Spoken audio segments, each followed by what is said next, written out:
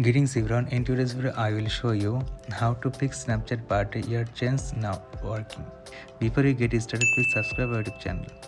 So first of all, open Snapchat application and clear all the cache in all the data from Snapchat and update the application. And after updating the application, we just have to go on our profile and click on the settings option of your profile. Just go to the bottom below and you will see the option called let me just click that. There is the option card birthday and you can see on the third, just click on it. Let me just click that. There is the option birthday, you can see on the third, just click on it. You can change your birthday from here and just save it. So that the issue, if you cannot change your birthday, you just have to download or update your Snapchat version. Update to the latest version and clear all the cache in all data from the application.